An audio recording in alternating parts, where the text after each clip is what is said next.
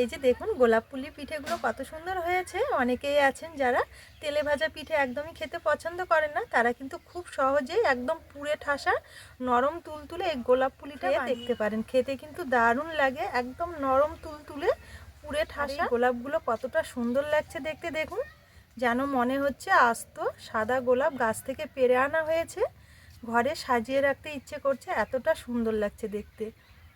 খেতেও ভীষণ ভালো, ভেতরটা একদম পুড়ে ঠাসা, মুখে দিলেই মিলিয়ে যাবে।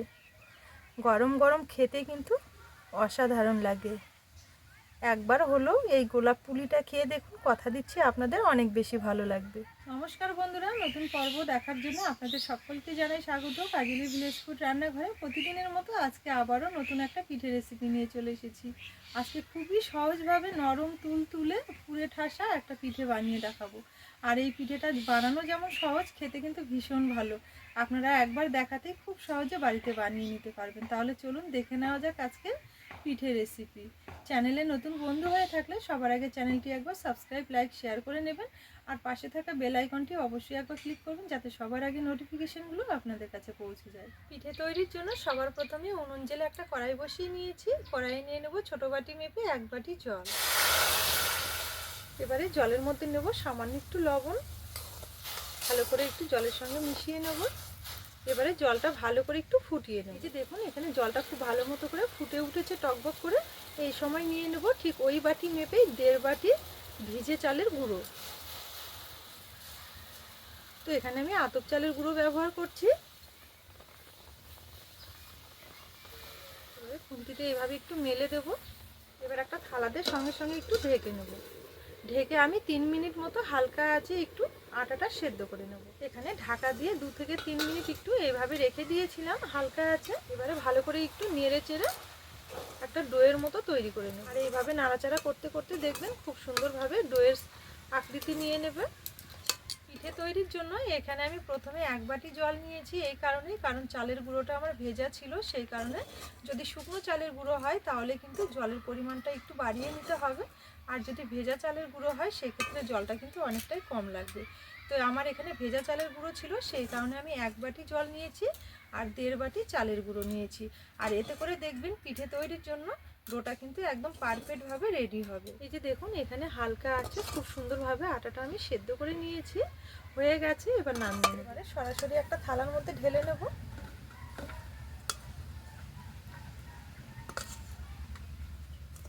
এবার গরম গরম একটা থালাতে ঢেকে 5 মিনিটের জন্য একটু রেখে দেব। এবার পিঠের জন্য পুরটা তৈরি করে নেব। তার জন্য আবারও কড়াই পরিষ্কার করে বসিয়ে নিয়েছি। কড়াইয়ে নিয়ে নেব 1 মালাই ফ্রেশ নারকেল কোড়া, আর নেব কিছুটা গুড়।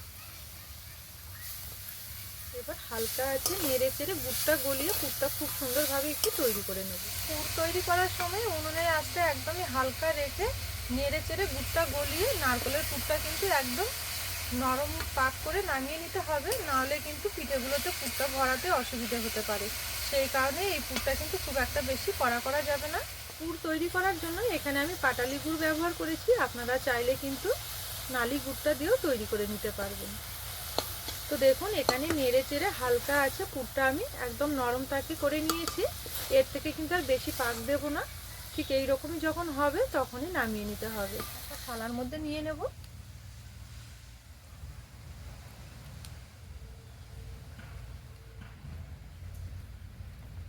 এখানে পুর তৈরি করতে করতে আটার ডোটা আমার 5-7 মিনিট একটু রেস্ট হয়ে গেছে। এবার ঢাকা তুলে ভালো করে মেখে নেব। এই যে দেখুন এখানে আটার ডোটা কিন্তু খুব সুন্দরভাবে সেট হয়ে গেছে আগের তুলনায়। আর হালকা একটু গরমও রয়েছে, পুরোপুরি কিন্তু এটা ঠান্ডা করে নেওয়া যাবে না, একটু গরম থাকতে থাকতে ভালো করে মেখে নিতে হবে। তো চলুন এবার খুব ভালো করে একটু মেখে নেব। এই যে দেখুন এখানে খুব সুন্দরভাবে ডোটা আমি একটু মেখে নিয়েছি। মেখে নেওয়ার সময় একটু যদি অসুবিধা হয় হাতের মধ্যে একটু জল ধরে ধরে মেখে নেবেন। ঠিক এইভাবে একটু সফট করে মেখে নিতে হবে। এবার এখান থেকে 3 ভাগে ভাগ করে নেব।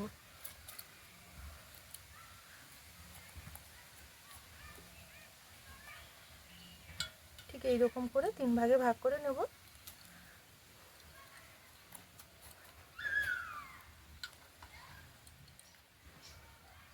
এবার লেচিগুলো বেলে নেব। তার জন্য এখানে একটা চাটু নিয়েছি, চাটুর মধ্যে লেচিটা নিয়ে নেব। বেলে নেওয়ার সুবিধার ক্ষেত্রে শুকনো একটু চালের গুঁড়ো নিয়ে নেব। এবারে হালকা হাতে চাপ দিয়ে একটু পাতলা করে বেলে নেব। চারদিকে সমানভাবে একটু চাপ দিয়ে পাতলা করে বেলে নিতে হবে। কোনো দিকে মোটা কোনো দিকে পাতলা যেন না হয়, চেষ্টা করতে হবে সব দিকে সমান রাখার। এই যে দেখুন এখানে খুব সুন্দরভাবে একটু পাতলা করে বেলে নিয়েছি। খুব যে একদম পাতলা করেছি তাও কিন্তু না, আবার যে খুব মোটা রেখেছি তাও কিন্তু না, ঠিক এইভাবে একটু বেলে নিতে হবে। এবারে এখানে একটা বাটি নিয়েছি, এই বাটিটা দিয়ে একটু গোল গোল করে কেটে নেব। এইভাবে বাটিটা বসিয়ে নেব। কেটে নেওয়ার জন্য এখানে আমি বাটি ব্যবহার করছি, আপনারা চাইলে কিন্তু জলের গ্লাস দিয়েও কেটে নিতে পারবেন।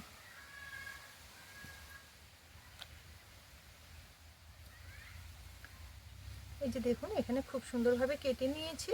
এইভাবে বাকি লেচিগুলোও কেটে নেব। এবারে একটা থালার মধ্যে তুলে নেব। কেটে নেওয়ার পর বাকি যে অংশগুলো রয়েছে এগুলো কিন্তু আবারও বেলে খুব সুন্দরভাবে গোল গোল করে কেটে নেব। এই যে দেখুন এখানে সবগুলোই আমি খুব সুন্দরভাবে কেটে গোল গোল করে নিয়েছি। বেশ অনেকগুলো হয়েছে। তো চলুন এবার গোলাপের শেপগুলো দিয়ে, এবার একটা করে লেচি এইভাবে সাজিয়ে নেব। একটার উপর একটা এইভাবে নিতে হবে। এই যে দেখুন এখানে আমি 5টা লেচি খুব সুন্দরভাবে পরপর করে একটু সাজিয়ে নিয়েছি এইভাবে। এবার মাঝখানে এইভাবে একটু চেপে নেব। হালকা হাতে চাপ দিয়ে একটু করে চেপে নিতে হবে। এবার পিঠের জন্য যে আমি পুরটা তৈরি করে রেখেছি, এবার এই পুরটা কিছুটা নিয়ে নেব। এইভাবে একটু লম্বা লম্বি করে নিয়ে নেব। এই যে দেখুন লম্বা করে পুরটা নেওয়ার পর এইভাবে একটু ছড়িয়ে নিয়েছি, তাহলে পিঠেগুলোর মধ্যে খুব সুন্দরভাবে পুরটা চারিদিকে থাকবে। এবারে এইভাবে ধরে একটু মুড়িয়ে নেব।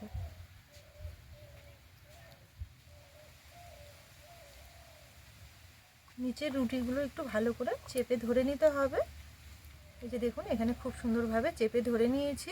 এবারে কেটে নেব। তার জন্য এখানে একটা ছুরি নিয়েছি, ছুরিটা বসিয়ে খুব সুন্দরভাবে একটু কেটে নিতে হবে। একদম মাঝখানে সমান করে কেটে নেব। দেখুন এখানে খুব সুন্দরভাবে একটা গোলাপ রেডি করে নিয়েছি। এই যে দেখুন একবারে রেডি করে নিলে সঙ্গে সঙ্গে কিন্তু মাঝখানে কেটে নিলে দুটো গোলাপ রেডি হয়ে যাচ্ছে। তো এইভাবে সম্পূর্ণ গোলাপগুলো আগে রেডি করে নেব। দেখুন এখানে সম্পূর্ণ গোলাপগুলো আমি তৈরি করে নিয়েছি। তো চলুন এবার একটু ভাপিয়ে নেব। এবারে পিঠেগুলো ভাপিয়ে নেব। তার জন্য এখানে একটা পাত্র নিয়েছি, বসিয়ে নেব আর নিয়ে নেব কিছুটা জল। এবার ঢাকা দিয়ে জলটা ভালো মতো গরম করে, ঢাকা দিয়ে জলটা আমি 5 মিনিট মতো একটু গরম করে নিয়েছি খুব সুন্দরভাবে। এখানে একটা ঝাঁঝরযুক্ত থালার মধ্যে পিঠেগুলো আমি আগে থেকে খুব সুন্দরভাবে সাজিয়ে নিয়েছি। এবার এই থালাটা বসিয়ে নেব। এবারে ঢাকা দিয়ে 5 মিনিট আমি ভাপিয়ে নেব। আর এই 5 মিনিটের মধ্যে দেখবেন পিঠেগুলো খুব সুন্দরভাবে হয়ে যাবে। এখানে পিঠেগুলো আমি 5 মিনিট মতো ভাপিয়ে নিয়েছি, হয়ে গেছে। এবার নামিয়ে নেব। এই যে দেখুন এখানে পিঠেগুলো কিন্তু 5 মিনিটের মধ্যে খুব সুন্দরভাবে ভাপিয়ে নেওয়া হয়ে গেছে। এবার নামিয়ে নেব। এই যে দেখুন এখানে গরম গরম খুব সুন্দরভাবে গোলাপ পুলিগুলো তৈরি করে নিয়েছি। একদম নরম তুলতুলে পুরে ঠাসা, খেতে কিন্তু দারুণ লাগে। কতটা সুন্দর হয়েছে দেখুন। এবার একটা থালার মধ্যে তুলে নেব। গরম গরম এই পিঠেগুলো তৈরি করে খেতে কিন্তু দারুণ লাগে। আপনারা একবার হলো এই পিঠেটা আমার মতো করে তৈরি করে খেয়ে দেখবেন, কথা দিচ্ছি আপনাদের অনেক বেশি ভালো লাগবে। এইভাবে যদি নারকেলের পুরে ঠাসা থাকে তাহলে কিন্তু খেতে সত্যিই খুব ভালো লাগবে। দেখতেও যেমন সুন্দর, খেতেও কিন্তু ভীষণ ভালো লাগে। তো দেখুন এখানে খুব সুন্দরভাবে রেডি করে নিয়েছি পিঠেগুলো। তাহলে বন্ধুরা আজকের এই গোলাপ পুলি আপনাদের কেমন লেগেছে অবশ্যই একটা কমেন্ট করে জানাবেন। পুরো ভিডিও দেখে রেসিপি ভালো লেগে থাকলে সবসময়ের জন্য আমার চ্যানেলের পাশে থাকবেন। আজকের জন্য রেসিপি এখানেই শেষ করলাম। ফিরে আসবো আবারও পরের দিন নতুন রেসিপি নিয়ে। ততক্ষণের জন্য আপনারা ভালো থাকবেন, সুস্থ থাকবেন।